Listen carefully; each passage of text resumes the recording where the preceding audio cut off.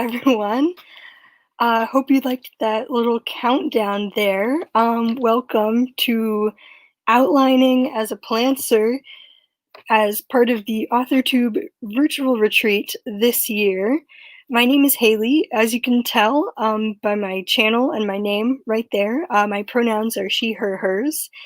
And today I'm going to be talking to you all about outlining as a plantser or as a pantser, as a mixture of both a plotter and a pantser. And I have a special PowerPoint for you all today. I'm hopefully also going to be taking questions throughout, but there will be a dedicated Q&A section at the end.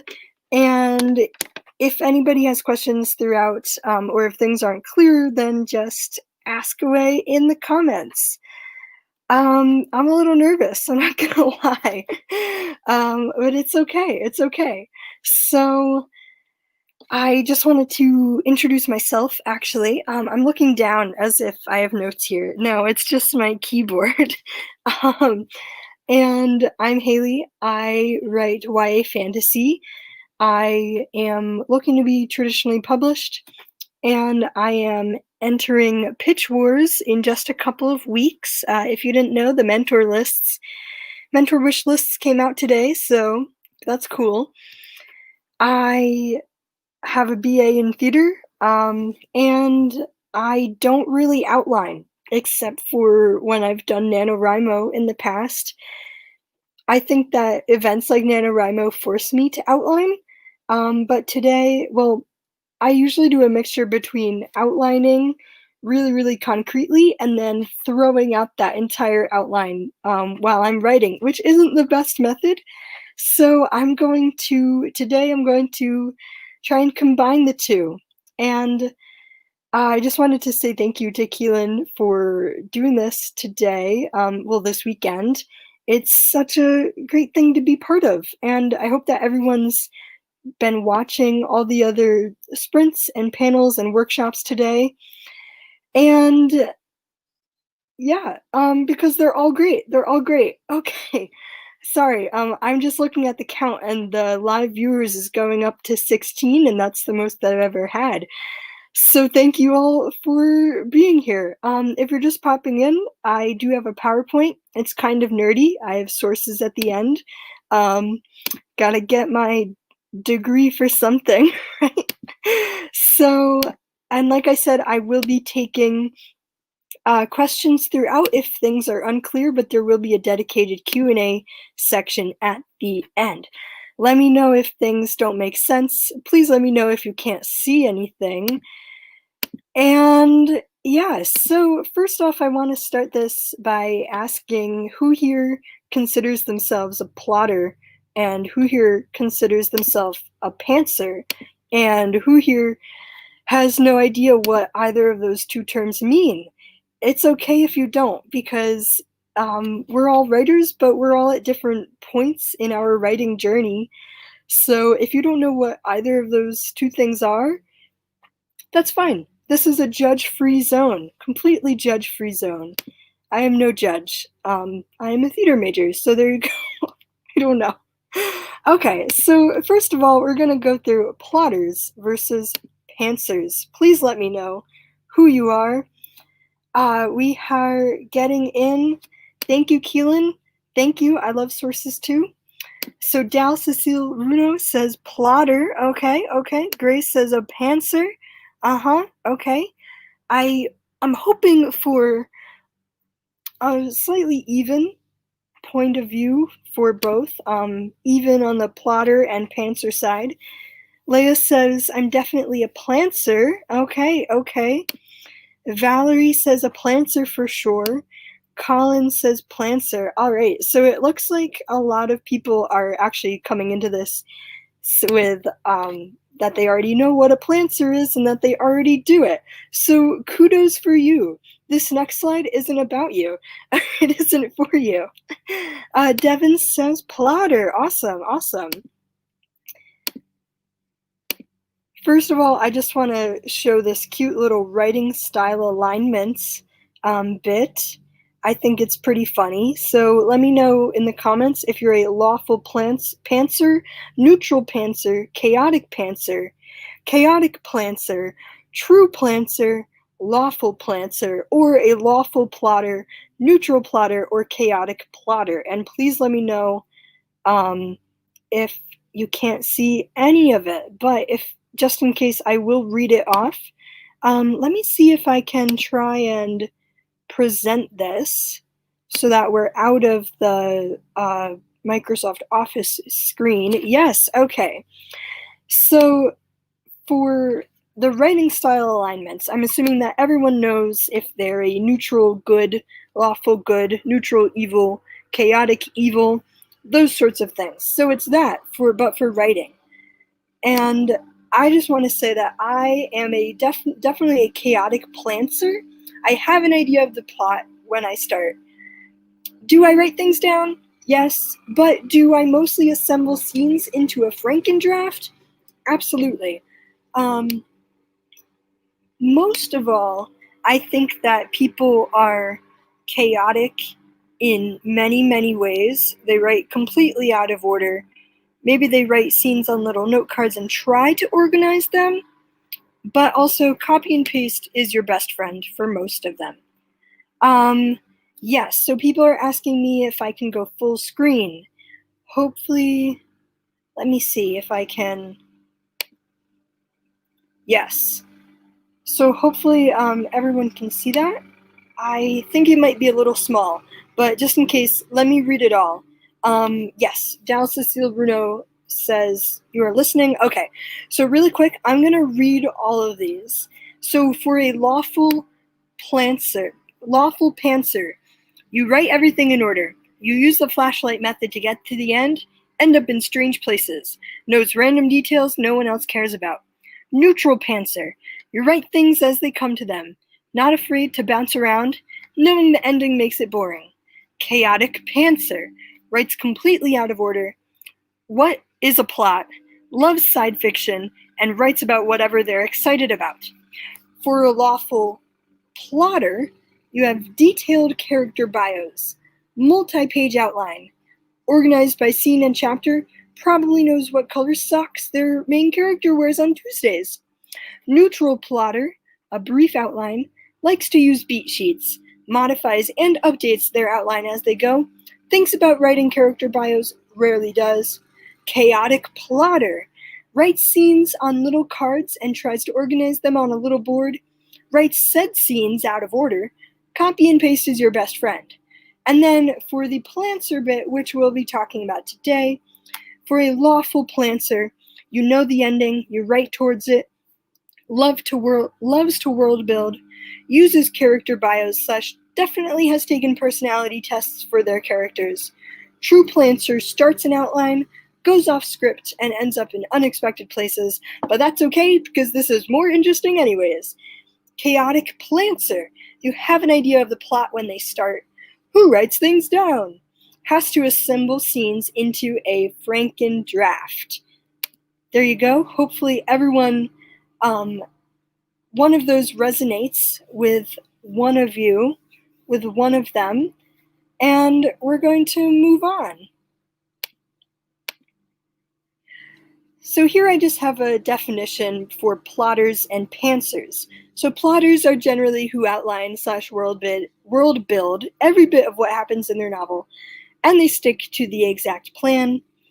For pantsers, they are writers who generally wing their way through writing.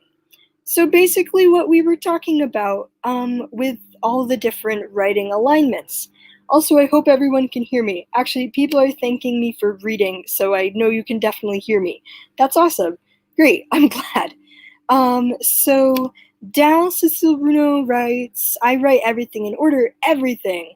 No eyesight to be chaotic, order all over the place. That's awesome. Awesome, awesome, awesome. Colin says chaotic plantser for me. Mandy Grace says, I'm somewhere between a lawful plantser and a true plantser most of the time nowadays. Although when I first started out, I was a lawful plantser. That's really interesting. I would love to hear what made you switch. What made you switch? Was it just experience? Was it just your different projects that you were writing. Ryan says a neutral plotter. Awesome. Dal Cecile says a neutral plotter. Okay, okay. Yes, you are so welcome for making it bigger. Amber says lawful planter from the sounds of it. L.R. Archer says chaotic to lawful plotter. It depends on the story, and Dal sticks to their plans. Awesome. So it looks like we all have a really good grasp of plotting versus planning. Wording. Whew, I cannot speak. Plotting versus plantsing versus pantsers. Say that 3 times fast, everybody. So my question is today, why do there have to be just 2? Well, the answer is there don't. I say become them all. Become both a plotter and a pantser. In my experience, most writers are usually a mixture of both. Plantsers generally take the best of plotting and pantsing a project. In my opinion, plantsing allows your creativity to thrive and to shine, because if you're sticking to a stringent plot, if you're sticking to a stringent outline, that's definitely okay, but you might not end up having the same freedom that you generally have if you're pantsing or if you're plantsing. So that's why I'm advocating for the general plantsing method in both outlining and writing. Mandy Grace says the stories that I wrote as a pantser were chaotic and needed so much editing and rewriting, so I learned to give myself a little structure, just not too much. Awesome. Great. So that's kind of what I'm going to be talking about today. Giving yourself structure, but not too much structure that it limits you and restricts you. Also, before I go on, I do want to say that my background is in playwriting and dramatic writing. So a lot of what I've learned from that I've learned to apply it directly to outlining my projects, no matter if they're plays or novels. So essentially, if you wanted to know, that's where I'm coming from. Colin adds, I was a pantser, but too many unfinished projects turned me to plantsing. Awesome. That is how it usually goes with some people, with most people. So here we go. Who does plantsing work for? Well, as you can see, at the end I have writers, but it can essentially work for anybody. Writers who are on deadline, writers who just want to write, writers who have always stuck to outlining and want to try something new, writers who have never written an outline before in their life, aka writers, everybody. And if there's anybody that this method hasn't worked for in the comments, I would love to actually hear from you, because I feel like we could have a really cool debate on why plantsing may not work for people. But in this workshop, I do want to focus on why plantsing does work and who it works for, that is to say, everybody. So, what does being a plantser mean for your project? Well, a lot of what I've already touched upon. Plantsing gives you more freedom when outlining and drafting. Don't feel stuck in a certain way of outlining. You can change. What does that mean? You can change every bit of what you're working on. I know that might be a given to some writers out there, but for many it's not. So here I'm just going to affirm that you can change what you're writing. You can change your outline. You can change your characters. You don't have to stick to one direct method all the time. Combine all the ways to write what you want.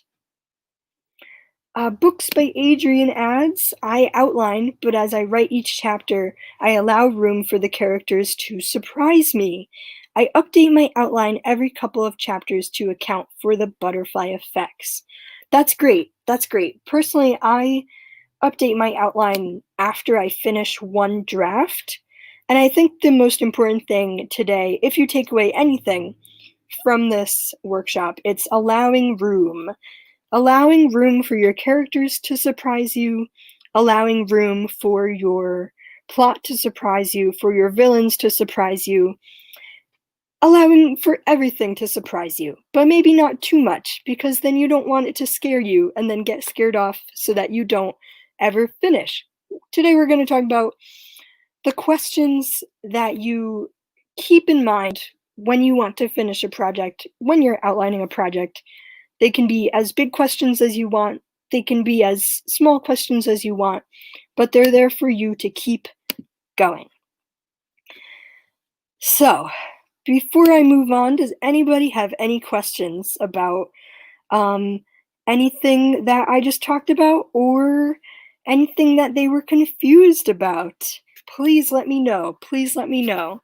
I'm going to give room for StreamYard to update a little bit, and then we'll move on. Also, how's everybody doing today? I know it's kind of late in the evening, for me at least. It's 5 p.m. here. Wonder how my UK and different time zone friends are doing. How are you doing? Hopefully this day hasn't been too draining. Hopefully not, because it's supposed to be all fun. Yay fun! Yay outlining! Awesome. So I'm just going to go on, and then if questions come in, please let me know.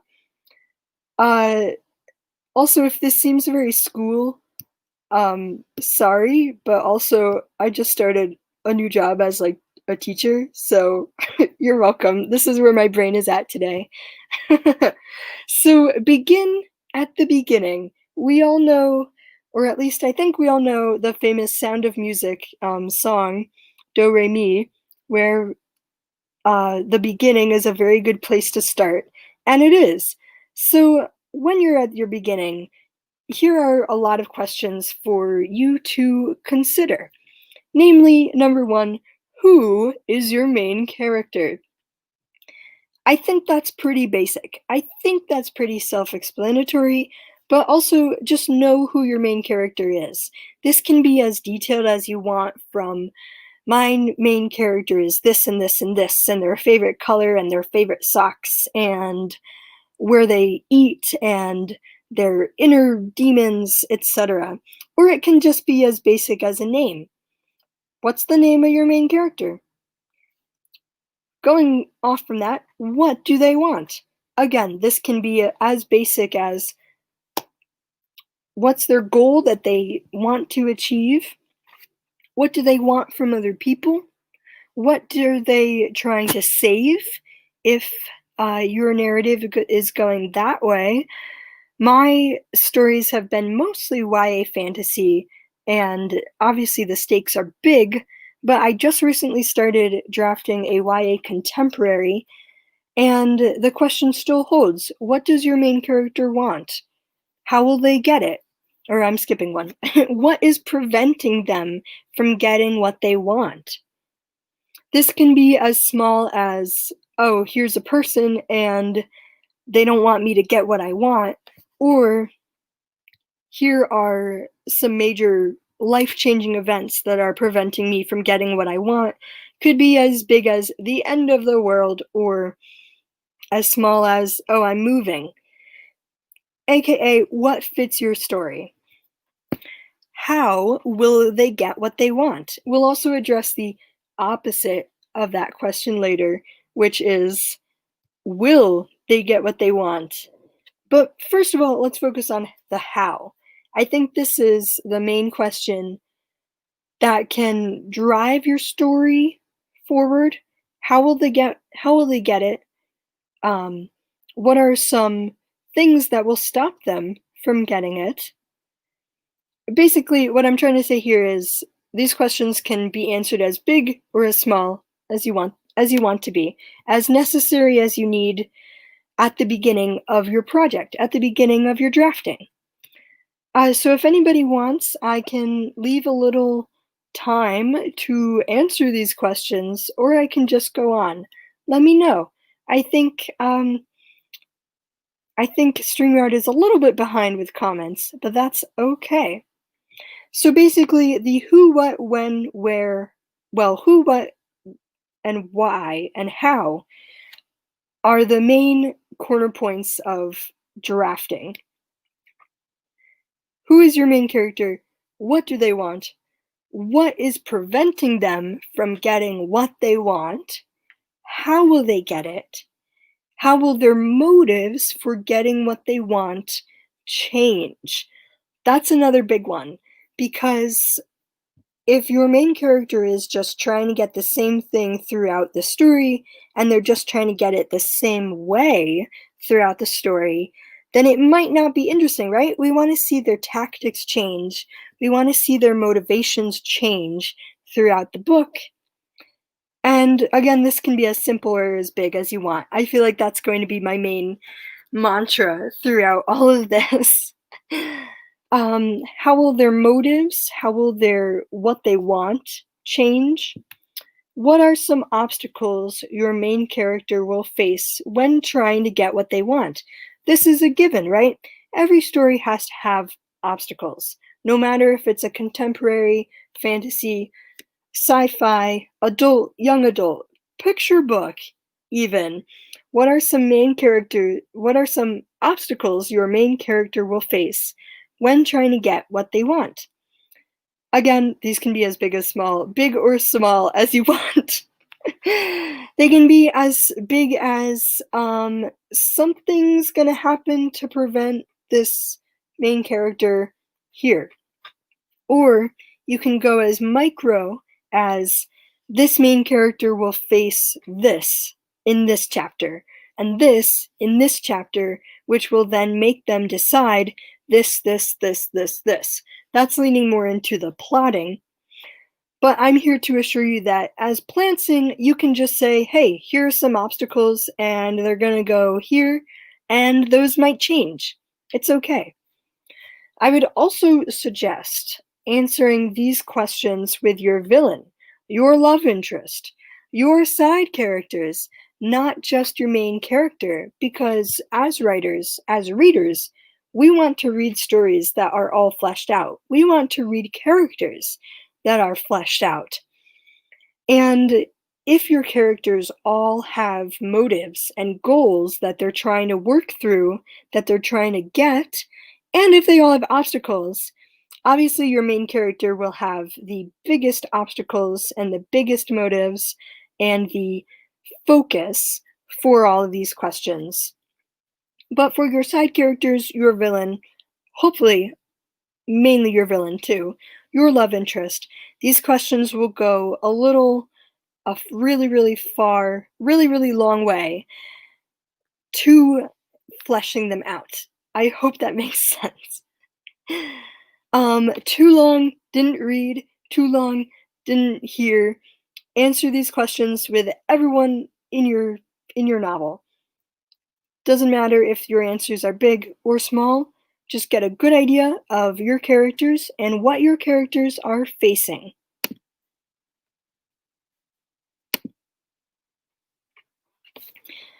And second of all, have a general idea of your ending. Emphasis on general. One second here, I am closing out a window. Okay. Emphasis on general. Don't feel pressured to have your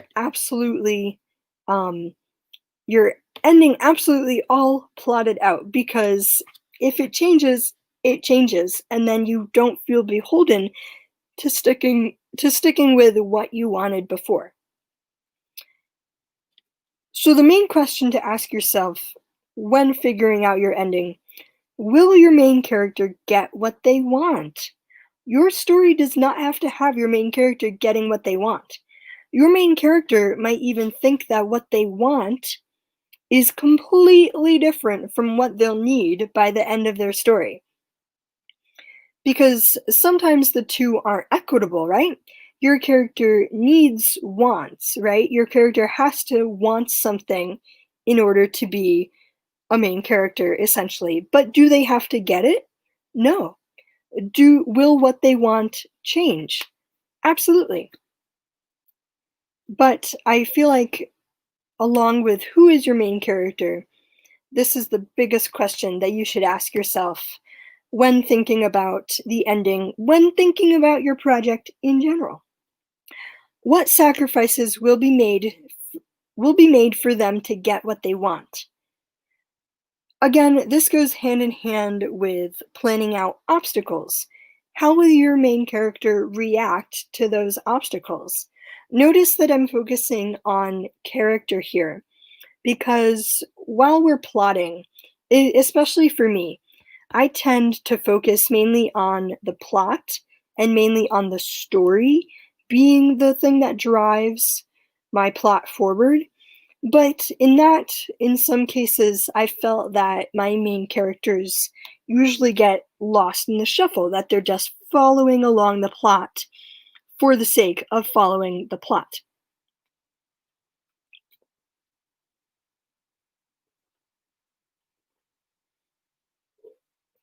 So the reason why I'm making these questions more character oriented is to try and take away from the uncertainty or the woodenness that your characters might get when you're just focusing on plot and when you're just focusing on your story. I feel like this doesn't even have to work for different genres too, of course. With fantasy, yes, we want a big plot. Yes, we want like the story, obviously. But for me, it's not so much about the story and the special effects and the world. It's also about the characters, because at the end of the day, those are the characters that we're following. Those are the people that we're following throughout this big world, throughout the big story, throughout the whole whole book.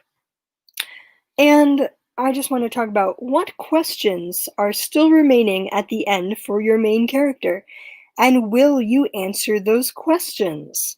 This kind of goes hand in hand with want and need, right? Your main character might still have questions about their life, about their world, about their friends, about themselves. But you don't have to answer those questions if it doesn't fit with your story. Leave the reader wanting more, even if it's just one book. Leave the reader wanting more. Leave your characters wanting more. In our lives, we don't necessarily always get what we want, right? And we always might plan out our wants throughout the future, but we'll always have questions about that future, right? In books, I think it's a really good idea to have the same thing.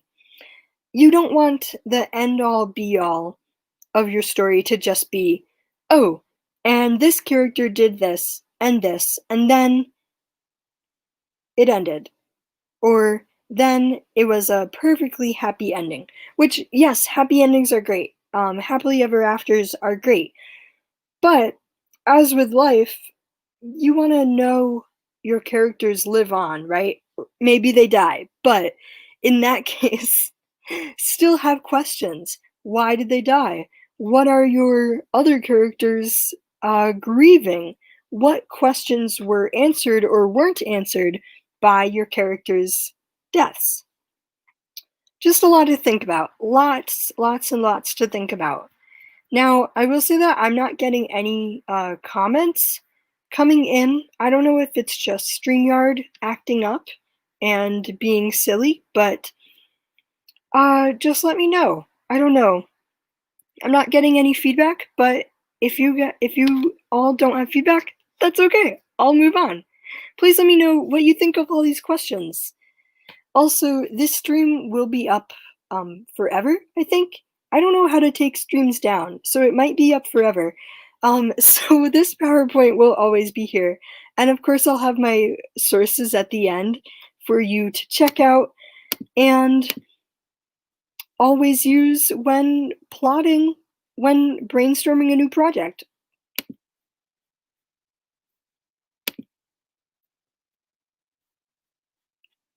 So now I want to move on to the magic cookies of your brainstorming, of your story.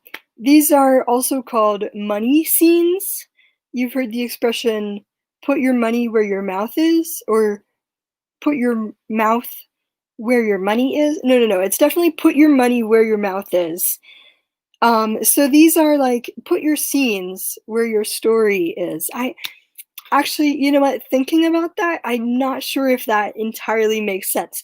But basically, the magic cookies are why you absolutely need to write your book. These are the reasons to write this book at this moment. I actually have a video coming out on Monday where I talk a little bit about the projects that I've been brainstorming lately, and I go through my project that I've been working on the magic cookies with, and essentially my reason to write this project is as broad as I was watching a Netflix show and I was annoyed that there weren't a lot of female characters, especially in this really cool fantasy setting. So now I'm just writing this book purely out of spite, I think, because we need more girls in our fantasy books. So that's my reason to write this moment at this moment. I mean, this book at this moment. What are yours? Let me know. Let me know in the comments. Let me know if you're drafting at all right now while I'm saying all this information. I will say that magic cookies are also the keys for happy drafting. In my experience, there will come a day where you are super, super annoyed with your project and super, super annoyed with your outline, and you don't want to write it all at all, ever again. In that case, go back to your magic cookies. Go back to the scenes that you thought of when you wanted to write your book, the scenes that you absolutely want to focus on when you're writing, and be like, hey, you know what? I do want to get to those scenes. I definitely do want to get to those scenes, and hopefully, those scenes will put a little pep in your step for going back to your project. But right now, I actually do want everybody maybe to give examples of some magic cookies, either in books that they've read recently or projects that they're working on right now. Don't worry, you don't have to give any specific details. You can just you can just write, oh, and I want to write about this uh, person doing this. In my project, it's the scene where the main character wakes up at the beginning, scenes where she's journeying with her friends, lots of friend scenes, lots of girlfriend scenes. Shout out to, I guess, my main character, but also my queer authors who write, my fellow queer authors who write fantasy. Yay, good for us. Um, yeah, so give me examples of magic cookies. I will say that the ending of The Hunger Games, the first book, was definitely a magic cookie that I would imagine Suzanne Collins to think about, scenes that she really, really wanted to include. Um, in I just finished An Absolutely Remarkable Thing by Hank Green. I definitely feel like his definite magic cookie was the main character meeting the Carls, April meeting the Carls, and from that moment, the plot really jumped into the story. For some writers, these magic cookies can correspond with huge plot moments, with huge story moments, with huge character moments, but they can also be as small as, "Aw, I want these characters to sit around a fire and talk about their lives." Just scenes that you're really, really looking forward to. So those are some of my examples. Oh, and also the scenes slash snippets slash relationships that make you want to write in the first place. Essentially what I've been saying.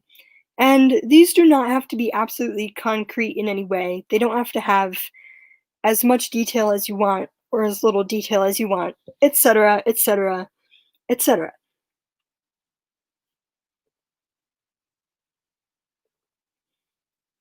Also, I hope everyone's staying hydrated. Please drink. I'm drinking water. Please drink water. Everybody, stay hydrated. So let me know some of your favorite magic cookies, some of your favorite magic cookies and things that you're writing in books that you've read recently, maybe even in TV shows or movies that you've seen recently.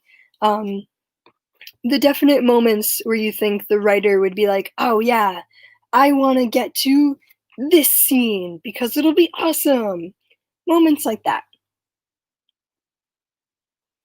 People are chiming in with, lots of magic cookies. Uh, LR Archer says, "OMG, yes, we definitely do need more females in fantasy." Uh-huh. Morgan Hazelwood, "I find that I read books primarily by women, especially in science fiction fantasy, so the male-female ratio is much healthier." That's awesome. I hope that Netflix can say the same soon. Say the same in the future. Books by Adrian. I feel the same. Two of my three protagonists are female. I also include LGBT characters in lead roles, polyamory, drug culture, and mixed martial arts. Yes. Um, oops, it just skipped. So lots of magic cookies. Uh-huh. Yes, hydration, Amber says. Keelan, yes, love the hydration reminder. You are welcome. In the cold between, I think the reveal of the reason a pair's friendship soured, the truth behind the lost ship, and also the rescue by the new boyfriend slash main suspect. Sorry. L.R. Archer says mine are when a character learns something about the plot, themselves, or another character. Definitely. Definitely. Morgan adds, those were the cookies. Definitely. So those are all valid magical cookies. Also, I'm not here to say what aren't valid and what are valid magical cookies, because we don't need any gatekeeping, least of all for magical cookies. So let me know if you're drafting right now. Let me know if you're brainstorming right now, and if these are helping. This thing was always going to happen, was inevitable. Yes, exactly. Definitely magic cookies. Colin says, love the magic cookies idea. You are welcome, Colin, although I cannot take credit, actually. I mentioned her in my sources later on, but Susan Denard actually coined the term magic cookies. She writes the Witchlands series. Definitely check her out. And I will say that I'm definitely getting the magic cookies from her, so all credit where credit is due.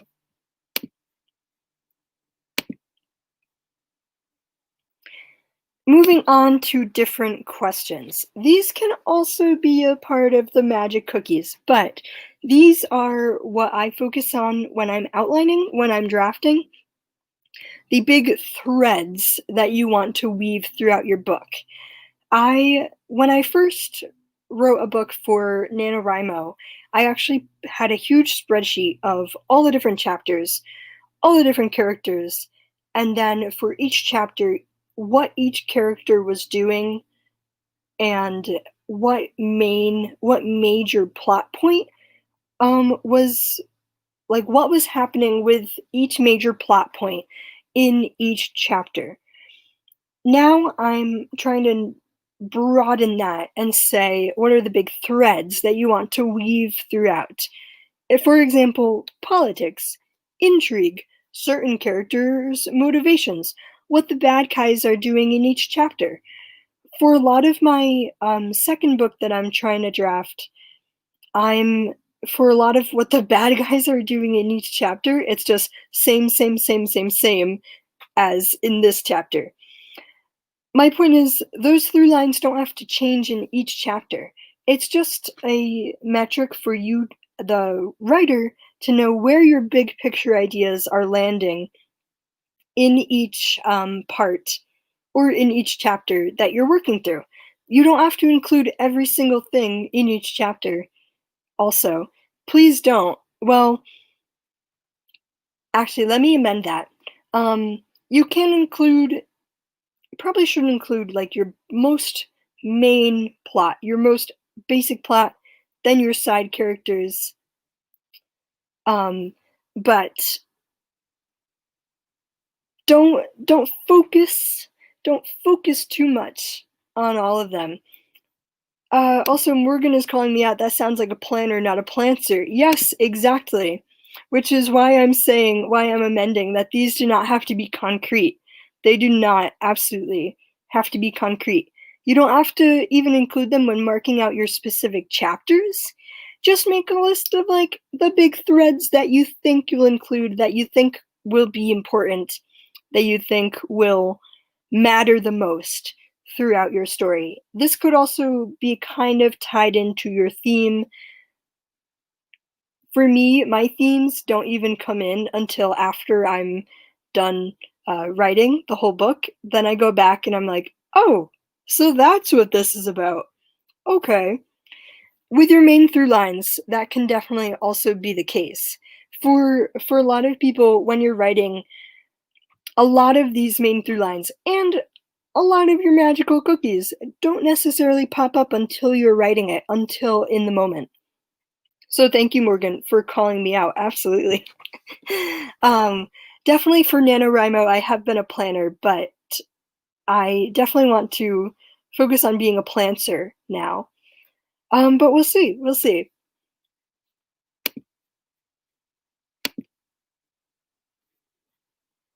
Now, I will say that these are also getting into the planning method, the plotting method.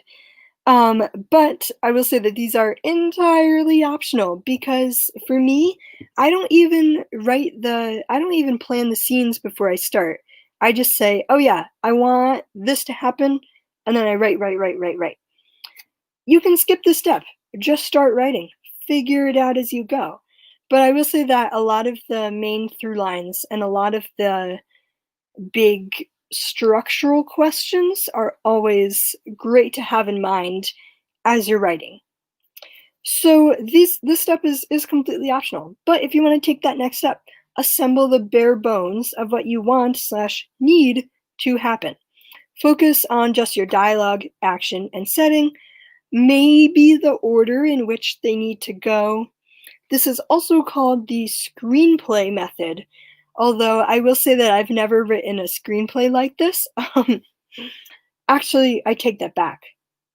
For plays, I just write down the dialogue, but for plays, I generally just wing it. I am always on the edge of my seat while writing. So there you go. I also don't want to take credit for this. This is also a Susan Dennard method. So all credit to where credit is due, but in many, many cases, completely optional. Just start writing. If your main through lines, if your scenes are coming out organically, sounds good. Just do it. Just write. Insert Shia LaBeouf meme here. Just do it. Just write.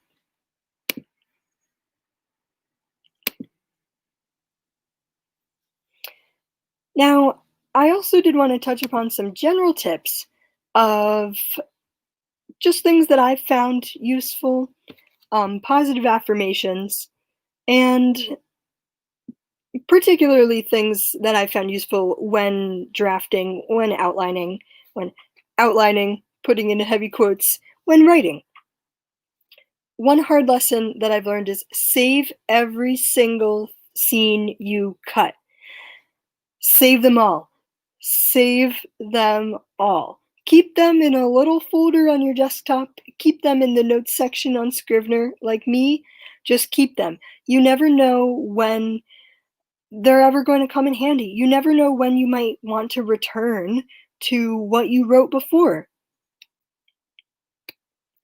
Toss your outline or parts of your outline when it becomes too restrictive. So again, keeping the freedom in mind. Also, you are in charge. You are in control. Toss the parts of your outline that you don't want, but also keep them in case it works later on. Toss it when it becomes too restrictive. What do I mean by that? What I mean is when it's limiting you, when you feel like you can't possibly go any further with writing, when you look at your outline and you're like, oh man, I have to get to that scene, just skip it. Just skip it. Skip right to the next magical cookie. Skip scenes if they don't work. Don't show all the scenes getting characters from point A to point B if they're not necessary. I when writing, I tend to plan out every little movement, every little moment that my characters must make. So I plan them, but then I don't write them. I'm like, "Oh yeah, this could easily be one sentence. This could easily be one bit of dialogue, or it could just be a time skip." Just you are in control. You are the person in charge. You can write what you want. It all comes down to you, essentially. Skip scenes if they don't work. Save everything you write. Too long, didn't read. Don't show every little bit of plot that you absolutely think you have to write.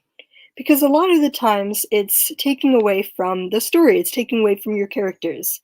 I don't think that every single carriage ride in like a fantasy or historical um, should be shown unless they actually mean something to your plot, unless you touch upon your through line, your characters, etc., etc., etc., everything that we've been talking about before. I'm going to grab some water and then I'm going to say the secret word.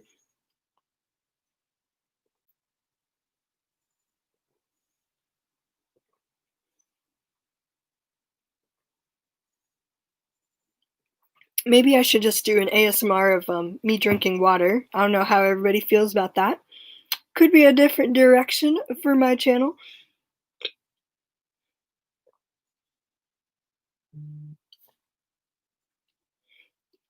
You're welcome, everybody. Please stay hydrated. Please drink water. And also, if Keelan is still around, I actually didn't get a chance to check on my secret word, so I'm hoping that what I have is correct. So everybody, your secret word is Shakespeare? I'm like 99% sure I chose Shakespeare because I like Shakespeare, but Keelan, if this is totally wrong, please let me know. But everybody, your secret word is Shakespeare. Like 99% sure. While this is running, while everybody has the chance to enter it in to write it down, let me know if there are any questions. Let me know if there are any points that I missed. Books by Adrian is going to prepare for their stream. Have fun, Adrian. I will definitely be there, hopefully. Yeah, there are writing sprints after this, so if anybody is brainstorming a new project, take Adrian's sprints to brainstorm it. I know I will. Colin adds, I initially wrote for theater, so I always pantsed those and always started with only with dialogue, no stage directions. That is really interesting because I tend to start with stage directions and then characters just to set the scene. I can't actually write a play until I know the basic scene or the basic concept, but this is not about plays. Morgan says 100% save everything. Yes, yes, yes. Another champion of saving everything. A cut bits folder you keep them in. Awesome. Amber says I struggle so hard with adding too much detail while I write. Yes, completely 100% agree. It's either too little or too much detail I've found that I write when I'm writing. And I think that, again, focusing on the major through line and the major plot points that you want to keep in mind is a good balance, because then you have the overarching theme, even though it's not really a theme, it's a through line. Um, Also, if anybody's confused about what a through line is, the through line is just your basic, not premise, it's your basic, not hook, it's your basic through line. That's a horrible definition. It's your basic plot idea that you want to keep going throughout your story. There you go. There you go. And I feel like focusing on that just really keeps you in check might keep your ideas in check.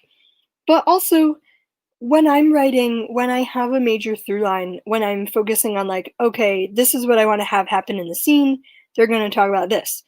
Then typically it ends up going in a different direction, and then I find out, oh, hey, that wasn't my through line after all.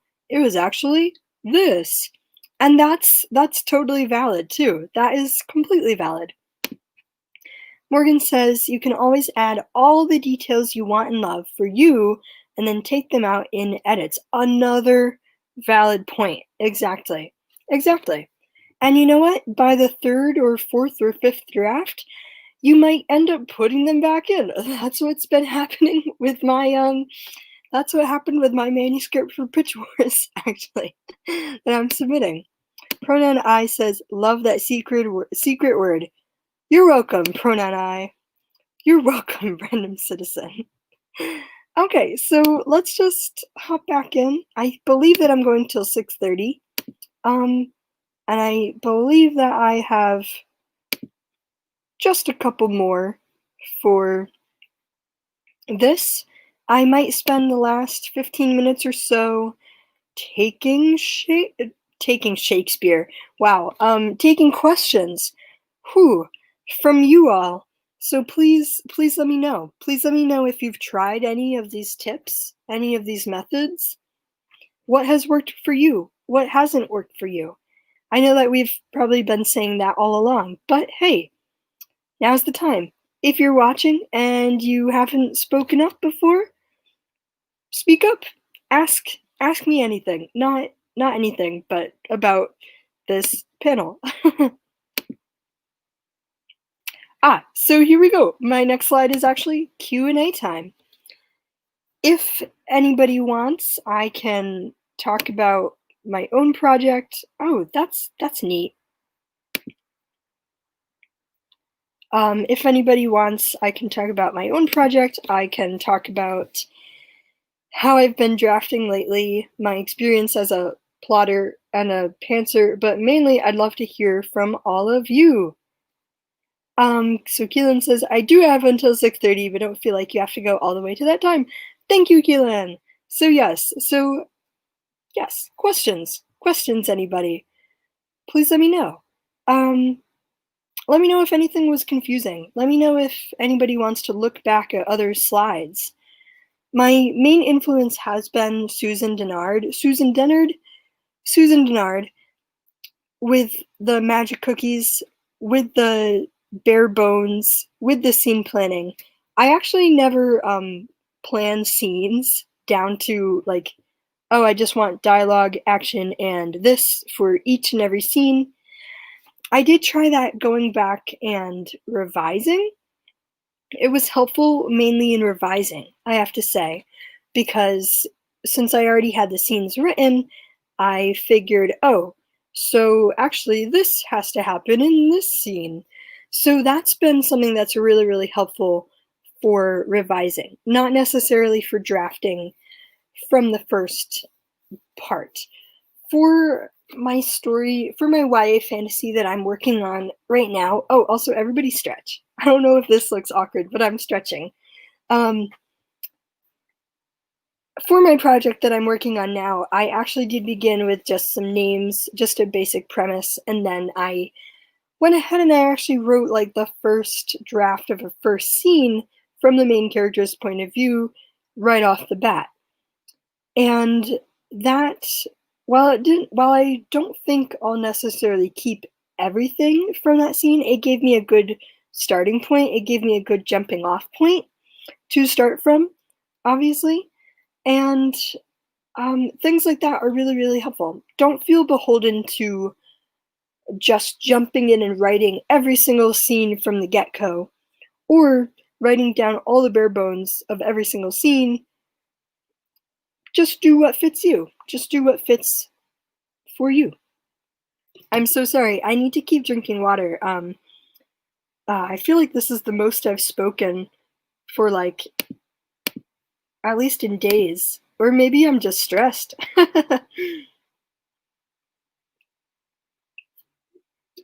Everybody's been so lovely though. I've really, really loved hearing all your questions and all your comments. Keelan says, personally, I fast draft / zero draft plot and then draft 1. Catherine says, hello, beautiful writers. Hello, Catherine. And Colin is tagging out and taking a break before Adrian's sprints. You are so welcome, Colin. I'm glad you enjoyed this. So glad you enjoyed this. And you know what? Let me pop my sources up on the screen, just in case anybody wanted to see them. I can also add them to the description if anybody wants the links. I realize that these aren't in MLA format or anything, so you probably don't see the authors. But the websites that I've used are Susan Dennard's, meltonblog.wordpress.com, christinamiller.com, therightpractice.com, susandennard.com, and for Susan Dennard's website, I specifically use the For Writers portion of her website. She has a whole bunch of resources on there, which has been super, super helpful for writing. It's meltongblog.wordpress.com. Just search for Plancer, KristaMMiller.com. Wow, okay. Turns out, so I'm not reading these accurately. So meltongblog.wordpress.com. Just search for Plancer. KristaMMiller.com. Again, search for Planner, Pantser, Plancer. Therightpractice.com, and that's right as in WRITE. So therightpractice.com. Again, just search for plotters and pantsers. And then for Susan Dennard's website, go to her For Writers section. The sections that I've used mainly in this was How I Plan a Book, Part 4, Coaxing Out the Magical Cookies, and How I Plan a Book, Part 3, Scene Level Planning. So I hope that was helpful for everybody today. I really, really appreciated the response. I think this was the first time that I've had like over 20 viewers at once. So thank you all so much, and I really, really hope that this inspired you to brainstorm, this inspired you while brainstorming, that this was super helpful to you no matter where you are in your process. I really do think that the big picture questions are super, super helpful to think about when you're drafting, when you're revising. They really help you narrow it down, but also not so narrow that you aren't restricted. Anyways, I think I am going to end here. Thank you all so much for your comments and suggestions and just this great discussion that we've had about planning and plotting and planting, all of the above. Also, let me know if anybody wants the link to the PowerPoint that I made, because why not? I know I shared it on screen, but I know that some people might not see it, might not get to see it as well as they want to, so let me know. I will post the links in the description below, but for now, please check out all the upcoming panels, all the upcoming sprints. Adrian is doing a sprint in just a couple of minutes, I believe, soon. And later on, I will actually be a part of the traditionally publishing panel at 9 p.m. EST. So yay, night owls here for me. I'm a night owl.